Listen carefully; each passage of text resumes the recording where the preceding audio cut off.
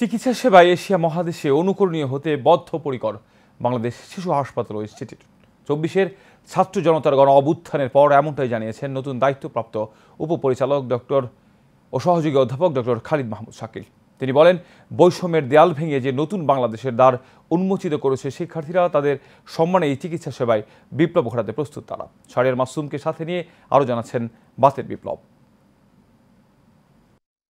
বাংলাদেশ শিশু হাসপাতাল ও ইনস্টিটিউট ১৯৭২ সালে প্রতিষ্ঠিত এই হাসপাতালটি কালের বিবর্তনে এখনও দেশের সবচেয়ে বড় শিশু হাসপাতাল হিসেবে টিকে আছে।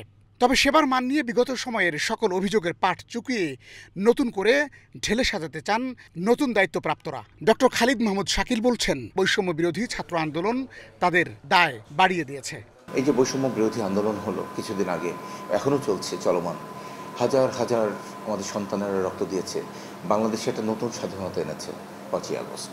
এটা কিন্তু আমাদের বিভিন্ন সেক্টরকে নাড়া দিয়েছে এবং আমরা যারা বিভিন্ন পর্যায়ে কাজ করছি, আমি গতকালকে সচিবালয়ে আমি ঘুরে এসেছি, প্রত্যেকের মধ্যে একটা দেখলাম উদ্দীপনা যে এখানে ভালো কিছু করতে হবে। ৭১-এ দেশ স্বাধীন হলেও স্বৈরশাসকের কবলে তিলে তিলে বাক স্বাধীনতাও হারিয়ে ফেলেছিল প্রতিটি মানুষ। একইভাবে সব সেক্টরকেই জিম্মি করা হয়েছিল। বর্তমানে শিক্ষার্থীরা সত্যিকারের স্বপ্নের বাংলাদেশ গড়ার আশা জাগিয়েছে বলেও মন্তব্য তার। আমরা দায়িত্ব পেয়েছি এবং আমরা নতুন বাংলাদেশও দেখতে পাচ্ছি এবং আমরা এখন কাজ করতে পারবো। এখানে আমাদের অনেক উন্নয়নের অনেক ব্যাপার আছে।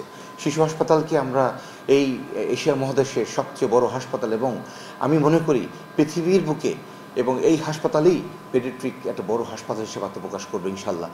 অবকাঠামো উন্নয়নের পাশাপাশি উন্নত এবং স্মার্ট সেবা নিশ্চিত করার প্রক্রিয়া এগিয়ে চলছে বলেও জানান ডক্টর খালিদ। বাতেন বিপ্লব, এশিয়ান টেলিভিশন, ঢাকা।